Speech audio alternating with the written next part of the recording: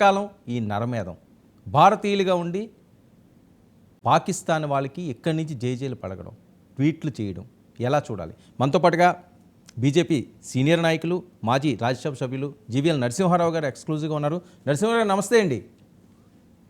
నమస్కారం. నమస్తే వర్మ గారు. సార్ మీ వాయిస్ మ్యూట్లో ఉన్నట్టుంది, ఒకసారి చెక్ చేయరా ప్లీజ్. ఓకే సార్ చెప్పండి. ఓకే సార్ ఎలా చూడాలి పెహల్గాంలో ఘటన?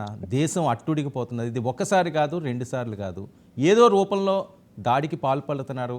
అమాయకమైన ప్రజలను బలికొంటున్నారు, లేకపోతే వేరే జవాన్లను బలికొంటున్నారు.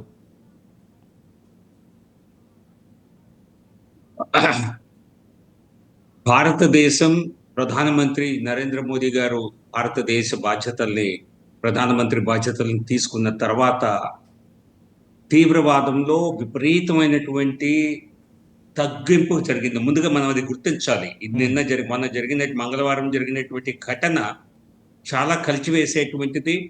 దానికి తప్పనిసరిగా దేశమే కాదు, ప్రపంచ దేశాలన్నీ కూడా ఈరోజు భారతదేశంతో మరి ఈ కష్టకాలంలో మీరు చేసే చర్యలన్నిటికీ మేము సమర్థిస్తామని తెలియచేయటం జరిగింది.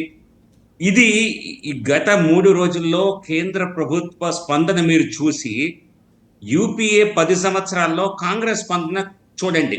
ఒక్కసారి ఈ ప్రభుత్వం ఏ విధంగా జీరో టాలరెన్స్ అనేది చూపిస్తుందో, ప్రతి ఒక్క చర్య పైన ఎటువంటి ప్రతీకార్య చర్య తీసుకుంటామని చెప్పటమే కాదు, తీసుకొని చూపిస్తోంది. మీ కాంగ్రెస్ హయాంలో మరి ఆతంకవాదులు పాకిస్తాన్ నుంచి మరి బాంబే చేరుకున్నారు. గేట్వే ఆఫ్ ఇండియా ద్వారా వెళ్ళి నరమేధం సృష్టించారు. అయినా అప్పటి కాంగ్రెస్ ప్రభుత్వం నిద్రపోయింది, ఏం పెద్దగా చేయలేదు.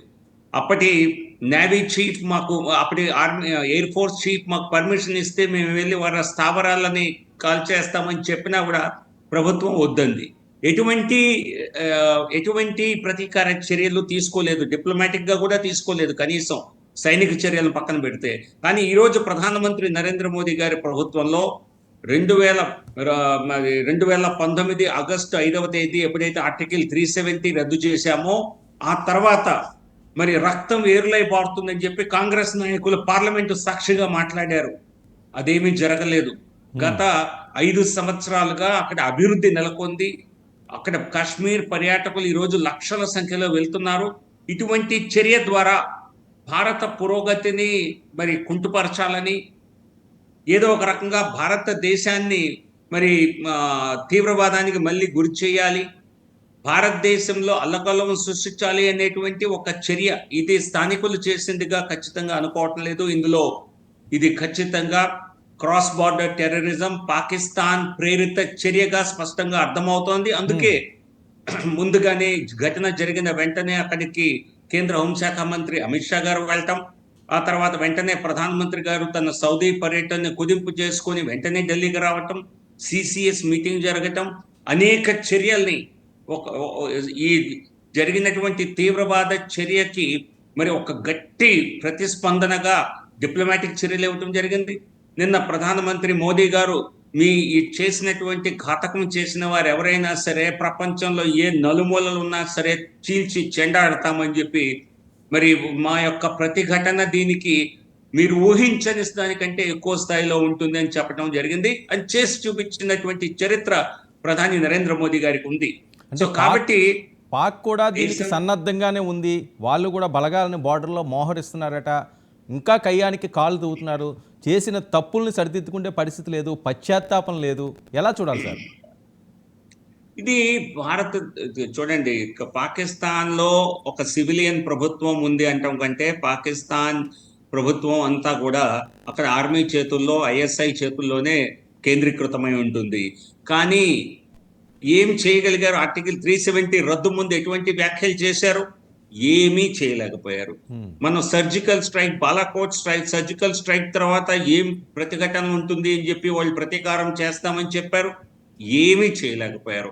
కానీ భారతదేశం, మనం బాలాకోట్ చేశామన్నా, లేదా అంతకుముందు సర్జికల్ స్ట్రైక్స్ చేశామన్నా పిఓకేలో, ఇవి చేసినప్పుడు అది కూడా వాళ్ళ మిలిటెంట్ స్థావరాలపై, టెర్రరిస్ట్ స్థావరాలపై చేసిన, మనం ప్రతిసారి కూడా వారు చేసిన తప్పుకి ప్రతీకారం తీర్చుకున్నాం తప్పితే మనంతటా మనం ఎక్కడా కూడా అక్కడ పాకిస్తాన్తో సంబంధాలు చెడగొట్టుకోవాలని మనం అనుకోలేదు.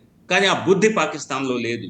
ఒకవైపు భారతదేశ ప్రగతి ప్రపంచంలోనే అత్యధిక స్థాయిలో ఉన్నప్పుడు, భారతదేశం ముందుకు దూసుకువెళ్తుంటే పాకిస్తాన్‌లో స్థానిక సాధారణ ప్రజలందరూ కూడా మోడీ గారి లాంటి నాయకత్వం పాకిస్తాన్‌కి లేకపోవటం మన దురదృష్టం, మన దౌర్భాగ్యం అని చెప్పి అనేక సందర్భాల్లో మాట్లాడిన సంఘటనలు చూసాం.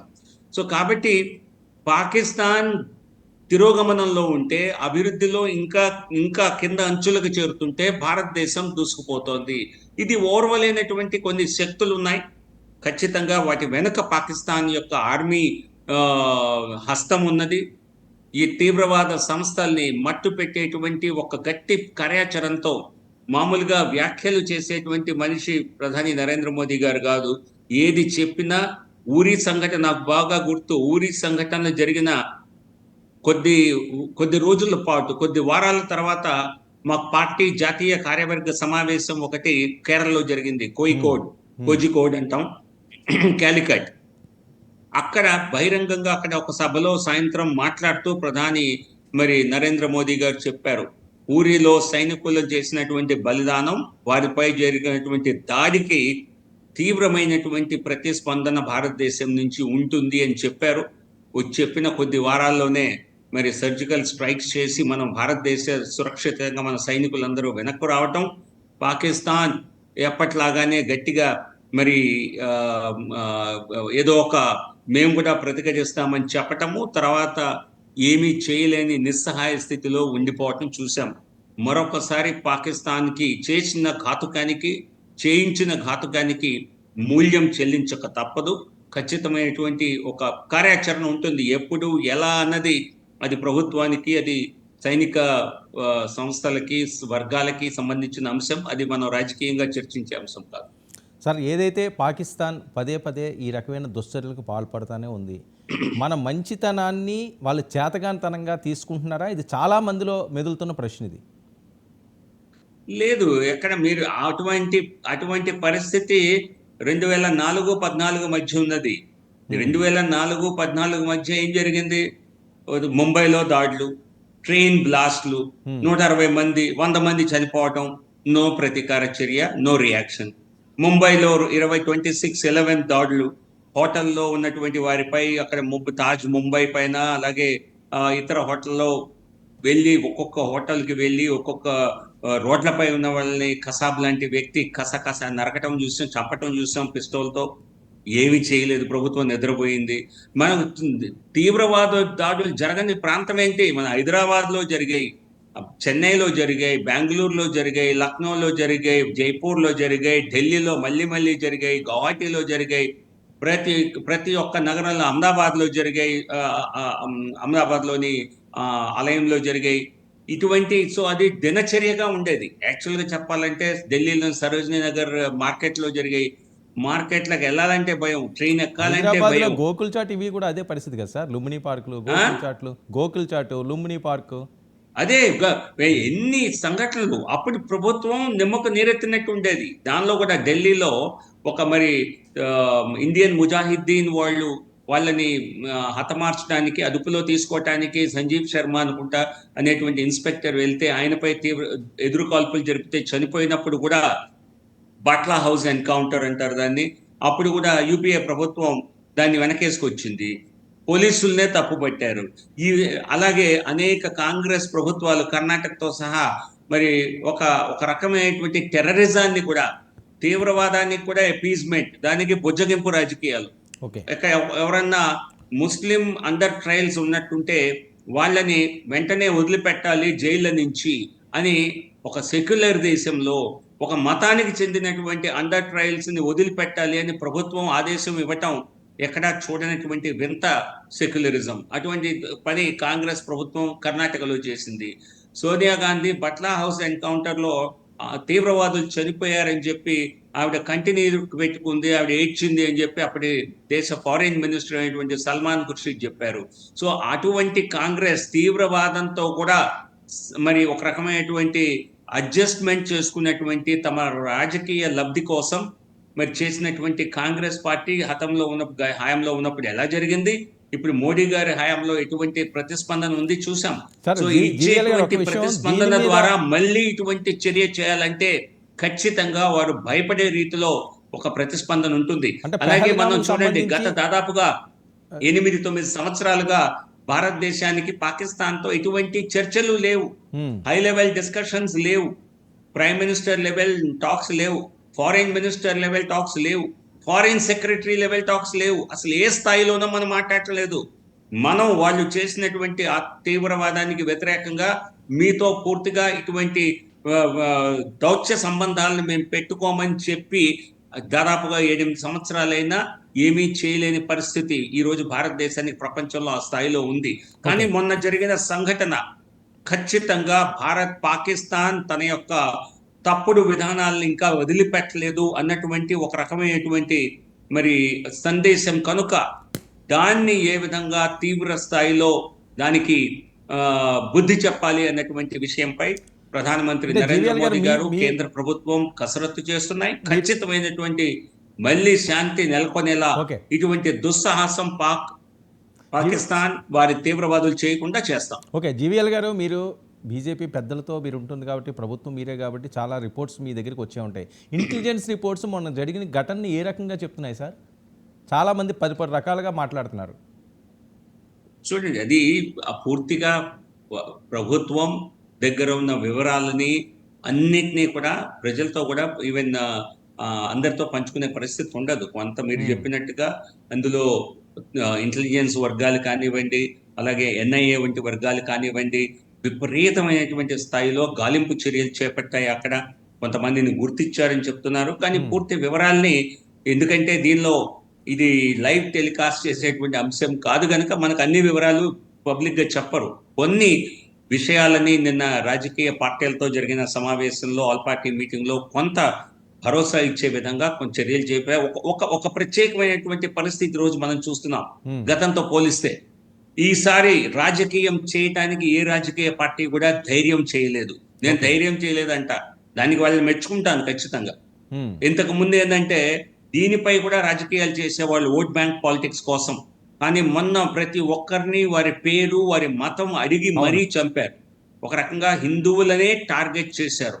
దీని ద్వారా ఒక సందేశాన్ని పంపించారు. సో కాబట్టి ఈరోజు రాజకీయ పార్టీలకు అన్ని కూడా మనం దీన్ని కేవలం రాజకీయాలకు ఉపయోగించుకుంటే భారతదేశ ప్రజలు, అందున ముఖ్యంగా హిందువులు మనల్ని ఒక శత్రువులాగా చూస్తారు అని చెప్పి వారికి అర్థమైంది కనుకనే దేశంతో పాటు మేము, ప్రభుత్వంతో పాటు మేము కూడా అన్ని రకాల చర్యల్ని సమర్థిస్తున్నాం. తీవ్రమైనటువంటి యాక్షన్ తీసుకోండి అని చెప్పడం జరిగింది ఓవైసీతో సహా హ్మ్. అన్ని రాజకీయ పార్టీలు.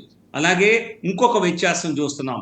గతంలో తీవ్రవాద చర్యలు జరిగితే ఇట్లా హిందువుల్ని కూడా టార్గెట్ చేసినా కూడా అక్కడ ప్రజల నుంచి ఏ స్పందన ఉండేది కాదు. ఈసారి కశ్మీర్‌లో కూడా అవును. మరి ఎందుకంటే ఈ ఇంత పెద్ద ఎత్తున టూరిజం జరుగుతున్నా, అభివృద్ధి జరుగుతున్నా దాని ద్వారా లబ్ధి పొందేది సామాన్య ప్రజలే. జమ్మూ కాశ్మీర్ ప్రజలు నిజమైన అభివృద్ధిని ఇప్పుడు ఫేస్ చేస్తున్నారు. ఇది గనక ఈ పరిస్థితి కొనసాగకపోతే వాళ్ళ జీవనోపాధికే, వారి యొక్క ఎకానమీ తీవ్రంగా దెబ్బతింటుంది. అది గ్రహించిన వాళ్ళు రోడ్లపైకొచ్చారు. తీవ్రవాదుల్ని ఖండిస్తూ, తీవ్రవాదాన్ని ఖండిస్తూ అన్ని ప్రాంతాల్లో, అన్ని జిల్లాల్లో మరి సామాన్య ప్రజలంటే వ్యాలీలో మోస్ట్లీ ముస్లింలు మాత్రమే. మరి 98% ఉన్నారా, 97% ఉన్నారా చెప్పలేను గానీ బట్ అందరూ దాదాపుగా ముస్లిం వర్గీయులే. వారు కూడా దీన్ని ఈసారి ప్రతిఘటించడం, శ్రీనగర్‌లో బీజేపీ కార్యకర్తలే కాదు, సామాన్య ప్రజలు కూడా వచ్చి క్యాండిల్ లైట్ ర్యాలీలు నిర్వహించడం, ఇది నిజమైనటువంటి విజయం. నరేంద్ర మోదీ గారి గొప్ప విజయంగా చెప్పాలి. ఎందుకంటే మాకు రాజకీయ పార్టీగా వాళ్ళు ఓట్లేస్తారా, వేరే పార్టీకి వేస్తారా అది కాదు. ఇక్కడ హ్మ్. దేశం గెలిచింది. సార్ ఎలా మీరు గెలిచింది? ఈ రకంగా చెప్తున్నారు కాశ్మీర్లోని వీటిలోని క్యాండిల్ ర్యాలీ చేశారు అని. కానీ భారతదేశంలో ఉన్న వాళ్ళు, అస్సాంకి చెందిన ఒక ఎమ్మెల్యే అవనియండి, చాలామంది మీరు ట్వీట్లు చూస్తే జేజేలు పలుకుతున్నారు ఈ దుశ్చర్యకి. వాళ్ళని ఎందుకు తరలించట్లేదు? వాళ్ళకి జేజేలు పలుకోవాలనుకుంటే వెళ్ళి పాకిస్తాన్లో పలుకోవచ్చు కదా. ఇక్కడ గాలి పీలుస్తా, ఇక్కడ వాళ్ళని నెగిటివ్గా మాట్లాడతా, ఇండియా పాకిస్తాన్ మ్యాచ్ ఆడితే రోడ్డు మీదకి వచ్చి సంబరాలు జరుపుకుంటారు, రోడ్ల మీదకి వచ్చి స్వీట్లు పంచుకుంటారు. ఈ దేశంలో పరిస్థితులు కొంత మారాయి. మీరు అన్నట్టుగా గతంలో చాలా ఇటువంటి భారత వ్యతిరేక ఆలోచనలు కూడా కొన్ని వర్గాల్లో సార్ ఇప్పుడు ఉండేవి. కూడా కానీ ఉన్నాయి ఇప్పుడు సార్. నేను ఇప్పుడు అనుకోవటం ఒక అస్సాం ఎమ్మెల్యేని కూడా అరెస్ట్ చేశారు. అదే ఒక కాదు, అదే కాదు. ఆ, జమ్మూ కాశ్మీర్ లో సంబంధించినటువంటి ఈవెన్ శ్రీనగర్ ఎంపీ కూడా ఇటువంటి వ్యాఖ్యలు చేశారు. హ్మ్. జమ్మూ కాశ్మీర్ లో ఇతర నాయకులు చేశారు. ఈ ఘటన ముందు కొంతమంది ఇటువంటి వ్యాఖ్యలు చేయటం జరిగింది. వారికి ప్రజల ఒత్తిడి అర్థమయ్యి ఘటన తర్వాత అందులో కొంతమంది దీన్ని మేము తీవ్రంగా ఖండిస్తున్నామని కూడా చెప్పడం జరిగింది. ఈ రోజు అక్కడ అస్సాంలో మా ప్రభుత్వం ఉన్నది. Zero tolerance. బీజేపీ ఎక్కడా కూడా ఇటువంటి శక్తుల్ని, అదిగో చూడండి సార్, ఇటువంటి మా వాళ్ళ ఇమేజ్ కూడా వేశారు ఆ ఎమ్మెల్యే. అదే ఎవరైనా సరే ఈరోజు చూడండి, కొన్ని చోట్ల ఈ రాజకీయాలు మరి దారుణమైనటువంటి రాజకీయం. ఆ అసెంబ్లీలో బహుశా మెజారిటీ ముస్లిం వర్గీయులు ఉన్నారేమో. దాన్ని ఇటువంటి వ్యాఖ్యల్ని చేసి ఓట్లని కూడగట్టుకోవాలనేటువంటి ఆలోచన. ఇటువంటి ఆలోచనలు కొన్ని మీకు వెస్ట్ బెంగాల్, అస్సాం లాంటి రాష్ట్రాల్లో అటువంటి కాన్స్టిట్యున్సీస్, నియోజకవర్గాలు కొన్ని ఉన్నాయి. కానీ దేశం కంటే కూడా దేశ ప్రజలు ప్రాణాలు కోల్పోయారు. కనీస ఆ సంవేదన, కనీసమైనటువంటి ఆ సానుభూతి లేకుండా ఇటువంటి మాట్లాడిన వాడికి ఖచ్చితంగా మరి ఇది ద్వేషపూరిత చర్యలుగా వాడిని అరెస్ట్ చేయటం జరిగింది. ఖచ్చితంగా ఇటువంటి వ్యాఖ్యలు మరొకరు చేయకుండా ప్రభుత్వం జాగ్రత్తలు తీసుకుంటుంది. సార్, బట్టలోడ తీసి అతి దారుణంగా, అతి కిరాతకంగా చంపడమే కాకుండా, ఒక మహిళ నా భర్తను చంపేశావు నన్ను కూడా చంపి అంటే వెళ్ళి నీ మోడీతో చెప్పుకో అంటే మోడీ గారి సవాలు విసురుతున్నారా, వాళ్ళు భారతదేశానికి సవాలు విసురుతున్నారా? ఇది చూడండి, ఈ వ్యాఖ్యల వెనుక ఖచ్చితంగా ఆ ఒక వర్గాన్ని టార్గెట్ చేశారు. హిందూ మతస్థుల్ని టార్గెట్ చేశారు అన్నది ఒక స్పష్టంగా తెలిసింది. ఇంతకుముందు ర్యాండమ్ కిల్లింగ్స్ జరిగేవి. హ్మ్. ఇంతకుముందు ఇట్లా పేరు పెట్టి టార్గెటెడ్ కిల్లింగ్ ఇది. వ్యక్తుల్ని పేర్లు తెలుసుకొని మరి, అంటే దాని వెనుక ప్రధాన ఒక ఉద్దేశం ఏంటంటే ఉన్నటువంటి శాంతి, జమ్మూ కాశ్మీర్లో నెలకొన్నటువంటి శాంతిని దెబ్బతీయాలని, జమ్మూ కాశ్మీర్లో ఉన్నటువంటి ఆర్థిక స్థితి మెరుగేదైతే అయిందో స్థితిగతుల్ని దెబ్బతీయాలని, అలాగే తమ రాజకీయ సందేశాన్ని ఒకటి పంపించాలని. ఇది ఇవన్నీ తెలిసినటువంటి ప్రభుత్వం ఖచ్చితంగా ఊరుకోదు. ఏ స్థాయిలో ప్రభుత్వం ఒక విదేశీ 2 రోజుల పర్యటనని ప్రధాని మోదీ గారు ఒక రోజు కుదించుకొని రావటం అన్నది అసాధారణమైనటువంటి విషయం. ఎందుకంటే ప్రైమ్ మినిస్టర్ లెవెల్ మీటింగ్స్ అన్నవి చాలా ముందుగా షెడ్యూల్ అవుతాయి. కానీ ఆ సీరియస్నెస్ అన్నది అక్కడ నుండి గైడ్ లైన్స్ ఇవ్వచ్చు, అక్కడి నుంచి చెప్పచ్చు. కానీ ఇక్కడికి వచ్చి ఆ సెక్యూరిటీ మీట్ చేసి ఎంత ఫాస్ట్ నిర్ణయాలు తీసుకున్నారో మనం చూసాం. వీసా మీద ఉన్న వారిని, పాకిస్తాన్ వెంటనే వెళ్ళిపోమని చెప్పటం, పాకిస్తాన్ యొక్క ఎంబసీ స్ట్రెంగ్త్ని ఇక్కడ తగ్గించేయటం, ఇండస్ ట్రీటీని తాత్కాలికంగా రద్దు చేయటం, ఈ రకమైనటువంటి చర్యలు. అలాగే అటారీ వాఘా బార్డర్ని పూర్తిగా మరి సీల్ చేయటం, ఇవన్నీ కూడా గతంలో ఏవి చేయాలన్నా ప్రతిపక్షాలు అడ్డుపడేవి. ప్రతిపక్షాలు అంటే బొజ్జగింపు రాజకీయాలు చేసే పార్టీ ఈ రోజు అడ్డు పెట్టే సాహసం కూడా ఎవరు చేయట్లేదంటే, ఈరోజు దేశమంతా నరేంద్ర మోదీ గారి మరి నాయకత్వం వైపు, నరేంద్ర మోదీ గారి నిర్ణయాలను సమర్థిస్తోంది అన్నది ఈరోజు స్పష్టంగా అర్థమవుతోంది. సార్, యుద్ధం మేఘాలు కమ్ముకుంటున్నాయని చెప్పి జరుగుతున్న ప్రచార నేపథ్యం, అసలు పాకిస్తాన్ నిజంగా భారత్ కన్నెర్ర చేస్తే నిలబడే పరిస్థితి ఉంటుందా? ఏంటి ఆ ధైర్యం? ఈ ధైర్యం కాదు. చూసాం పాకిస్తాన్ ఇటువంటి వ్యాఖ్యలు చేయటం పాకిస్తాన్ కొత్త కాదు. ఏదో చేసేస్తామని మీరు చూశారు కదా. మీరు ఇది చేస్తే అది చేస్తాం, సర్జికల్ స్ట్రైక్ చేస్తే మేము ఊరుకుంటామా, మేము బాలాకోట్ ఎయిర్ స్ట్రైక్ చేస్తే మేము ఊరుకుంటామా, ఆర్టికల్ 370 రద్దు చేస్తే మేము ఊరుకుంటామా, ఇటువంటి చిల్లర రౌడీలు చేసే స్థాయి వ్యాఖ్యలు ఒక దేశ మరి ఆర్మీ చేస్తుందంటే వారు మరి పిచ్చి బెదిరింపులకి భారతదేశం మీద వెనక్కు తగ్గుతుంది అనుకున్నారు. భారతదేశంతో తలపడే స్థాయి కానీ, భారతదేశంతో నిలబడే శక్తి సామర్థ్యాలు కానీ ఖచ్చితంగా పాకిస్తాన్కి లేవు. అందుకనే కదా ఈ క్రాస్ బార్డర్ టెర్రరిజం పైన అంతకాలం ఫోకస్ చేయడానికి కారణం ఏంటి? భారతదేశంతో యుద్ధం చేయలేం. చేసిన ప్రతిసారి పాకిస్తాన్ ఓడిపోయింది, ఏ యుద్ధంలోనూ గెలవలేదు. సో యుద్ధం చేస్తే పాకిస్తాన్ ఆల్రెడీ పతనానికి అంచునుంది. ఇంకా యుద్ధం లాంటిది జరిగితే పాకిస్తాన్ పూర్తిగా కనుమరుగవుతుంది. సో అందుకనే ఈ విధంగా ఎక్కడో అక్కడ వూండ్ చేయటం, భారతదేశాన్ని వూండ్ చేసి పారిపోవటం, క్రాస్ బార్డర్ టెర్రరిజం, దాని ద్వారా తమ ఆతంకవాద తీవ్రవాదుల్ని చొప్పించడం భారతదేశంలో, వాళ్ళ ద్వారా టార్గెటెడ్ కిల్లింగ్ చేసి ఇట్లా మరి భారతదేశానికి ఒక రకంగా ఛాలెంజ్ విసరటం. ఖచ్చితంగా మరో దుశ్చర్య చేయకుండా భారతదేశ చర్యలు ఉండబోతున్నాయి. అది ఏ విధంగా చర్యలు ఉంటాయి అన్నదానికి మనం ఖచ్చితంగా కొంతకాలం సార్ మా వేచి దగ్గర చూడవలసిందే. అణ్వాయుధాలు ఉన్నాయి, మేము ఏదన్నా చేయగలమని ధీమా వ్యక్తం చేస్తున్నారు, సవాళ్ళు కూడా విసురుతున్నారని చెప్పి. ఇది కొత్త కాదు వర్మ గారు. ఇదే నేను ఉమ్, చెప్తున్నా. మీరు మీరు చరిత్ర పుటలు తిరిగేస్తే ప్రతిసారి ఇటువంటి వ్యాఖ్యలే చేస్తారు. ఉమ్, సో వాళ్ళకి ఇది కొత్త కాదు. కానీ వాళ్ళకు తెలియంది ఏంటంటే, ఇక్కడ ఉన్నది మోదీ గారి ప్రభుత్వం, నరేంద్ర మోదీ గారు. ఇక్కడ ఉన్నది మరో పార్టీ కాదు, మరొక నాయకుడు కాదు. సో ఇటువంటి తాటాకు చప్పట్లకి భారతదేశం ఏ విధంగానూ అసలు భయపడదు. ఇటువంటివి అసలు సీరియస్ గా తీసుకోదు. ఒకసారి 2 సార్లు ఇట్లాంటి వ్యాఖ్యలు చేస్తే ఏదో వాళ్ళు సీరియస్ గా ఏదైనా చేస్తారేమో అని ఎవడైనా ఆలోచిస్తాడేమో కానీ, ఉమ్. ఇన్నిసార్లు విన్నాక వీళ్ళంతా కూడా కేవలం మరి ఆ, ఇటువంటి ఇటువంటి వ్యాఖ్యలు చేయటం తప్పితే వీళ్ళకి నిజమైన సత్తా లేదని ఎప్పుడూ అర్థమైంది. సార్ ఒక్క బయట మీకు వినిపిస్తాను చూడండి సార్ ఈవిడ ఆవేదన. నా భర్త మీద గన్ పెట్టి ఒకటే అడిగారు, కాల్మా చదువు అన్నారట వాళ్ళ భర్తని. మా భర్త అన్నారు, నేను క్రిస్టియన్ ధర్మాన్ని పాటిస్తాను, నాకు ఈ కాల్మా చదవడం రాదు అన్న మాటకి ఒక్కసారిగా అతన్ని తోసి ఛాతీ మీద గన్ను పెట్టి ఆమె భార్య ఎదురుకుంటానే చంపారట. ఆవిడ ప్రత్యక్షంగా చెప్తున్న వాయిస్ సార్. ఆ బయట ప్లే చేయండి అమ్మా. कम उम्र के थे, कम उम्र के थे। उनने यही बोला कि मेरे मिस्टर के पास बंदूक लगा के बोले कलमा पढ़ो।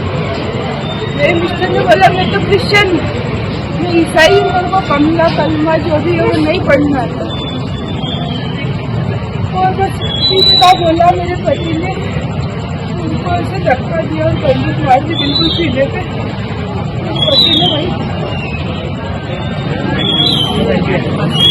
ఇంకా ఏం చెప్పాలి సార్, ఇంత ఉన్మాదమా, ఇంత అరాచకమా?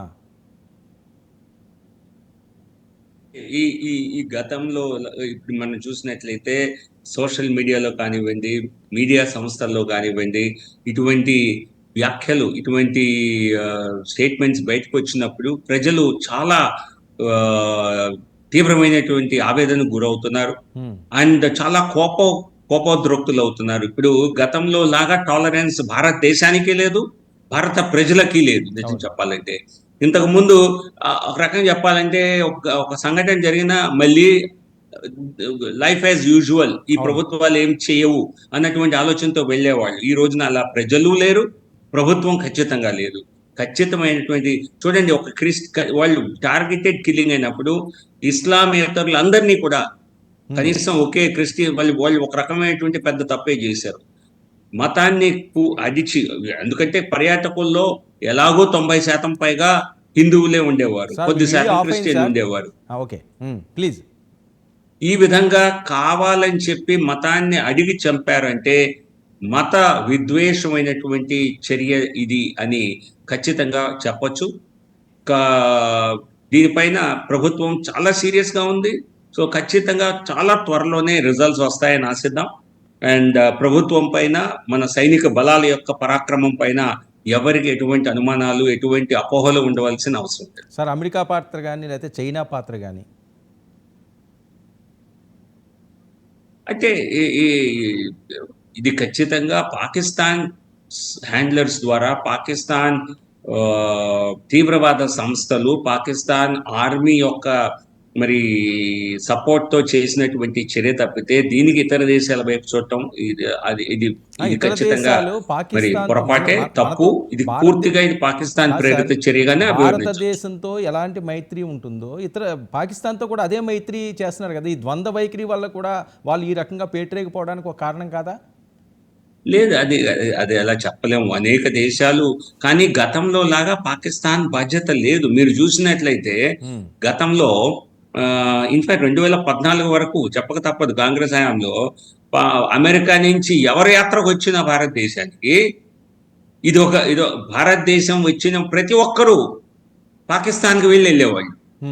మొన్న 4 రోజుల క్రితమే మీకు అమెరికా ఉపరాష్ట్రపతి వచ్చారు, వాన్స్ వచ్చి వెళ్ళారు. పాకిస్తాన్ వెళ్ళారా? అంతకుముందు ట్రంప్ వచ్చి వెళ్ళారు, ఆయన రాష్ట్రపతిగా ఉన్నప్పుడు వెళ్ళారా? లేదు. గతంలో ఇటువంటి పాలసీ ఉండేది.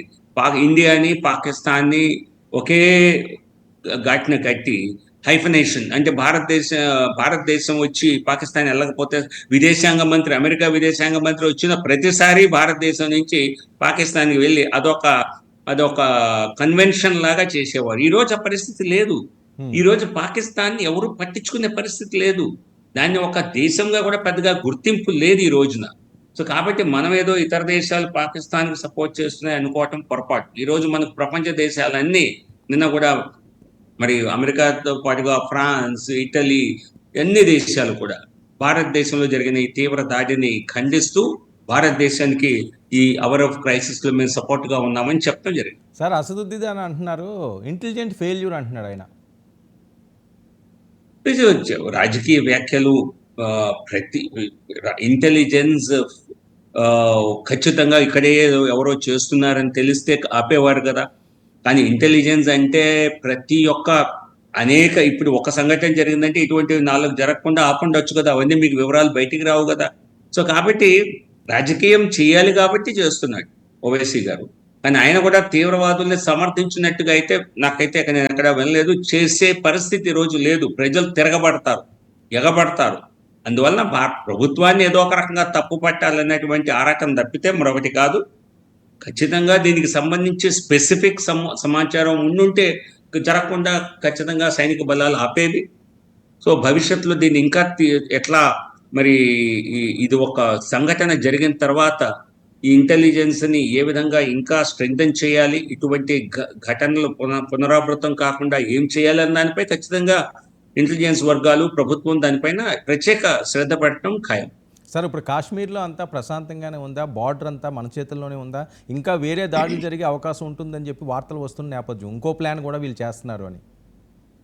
లేదు, ఇది ఒక రకంగా ఈ సంఘటన జరిగిన తర్వాత పూర్తిగా అప్రమత్తంగా సైనిక బలాలు అన్ని చోట్ల ఉన్నాయి. ఏం చెప్పాలంటే చాలా ప్రాంతాల్లో మరి జరిగిన పహల్గాం మినహాయించి అనేక ప్రాంతాల్లో పర్యాటకులు నిన్న మొన్న కూడా మరి పర్యటించినటువంటి పెద్ద సంఖ్యలో పర్యటించినటువంటి చిత్రాలు, మీడియా రిపోర్ట్స్ చూడటం జరిగింది. సో ఖచ్చితంగా అండ్ ప్రాపర్ భద్రత మరి భద్రతని క్రియేట్ చేసి ఎటువంటి సంఘటనలు జరగకుండా సైనిక బలాలన్నీ కూడా స్థానిక పోలీసుతో కూడా సహా అందరూ కూడా చర్యలు తీసుకోవడం జరుగుతోంది. సో చాలా త్వరలోనే నార్మసీ అక్కడే రెస్టోర్ అవుతుంది.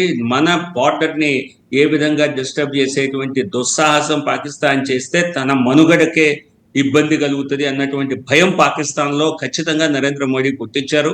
సో కాబట్టి అటువంటి దుశ్చర్యలకి పాకిస్తాన్ అయితే చేసే ప్రయత్నం లేదు. ఇప్పటి వరకు ఇంకా ఏదన్నా ముందుగానే ప్లాన్ చేసుకొని ఉంటే ఖచ్చితంగా ఆ ప్లాన్స్ అన్నింటినీ ముళ్ళే సర్దుకొని వెళ్లాల్సింది తప్పితే మరొక చర్య జరిగితే తీవ్రమైనటువంటి పరిణామాలు ఉంటాయని ఒక హెచ్చరికని ప్రధాని జారీ చేయటమే కాకుండా దానికి ప్రణాళికల్ని కూడా రూపొందిస్తారు. సార్ ఎక్కడైతే భారతదేశంలో ఉన్న ముస్లింలు ఉన్నారో వాళ్ళు మద్దతు పలకడం ఇలాంటి అంశాలకి, వాళ్ళని ఏం చేయాలి, ప్రభుత్వం ఏ నిర్ణయం తీసుకోబోతుంది? చూడండి, ఇది వీళ్ళంతా ఇక్కడ ఏ మతం వారు ఉన్నా భారతదేశంలో భారతదేశ పౌరులు. సో పౌరులుగా అందరికీ బాధ్యత ఉంటుంది. సో భారతదేశ పౌరులుగా ఎవరి ప్రాణాలు పోయినా, ఎవరిని టార్గెట్ చేసినా, ఇది కూడా తీవ్రవాదుల్ని సపోర్ట్ ఎవరైనా చేస్తే మరి ఖచ్చితంగా వారే తీవ్రమైనటువంటి ప్రజల నుంచి వ్యతిరేకతను ఎదుర్కోవాల్సి వస్తుంది. సో ఈ పరిస్థితి కొంత మారింది. గతంలో చూస్తే మీకు ఇటువంటి వ్యాఖ్యలు విరివిగా వినిపించేవి, అక్కడక్కడ సరిగ్గా చేశారని. ఇప్పుడు ఈ వ్యాఖ్యలు కొంతమందికే, రాజకీయ నాయకులకే పరిమితం అయ్యాయి, జమ్మూ కాశ్మీర్లో కానీ అస్సాంలో కానీ. సో ఈరోజు ప్రజల్లో కూడా అన్ని వర్గాల్లో ముస్లింస్తో సహా ఇటువంటి చర్యల్ని సమర్థిస్తే ఇది మన మనుగడకే ఇబ్బంది అన్న విషయం ఒక స్పష్టమైనటువంటి సంకేతం వారికి కూడా వెళ్ళింది. Right sir, thank you so much GVL గారు, మీ విలువైన సమయాన్ని కేటాయించినందుకు. Thank you. జీవీఎల్ గారితో ఈనాటి స్పెషల్ డిస్కషన్. మరో అతిథితో మరో డిస్కషన్ కలుద్దాం. Station to 19 news.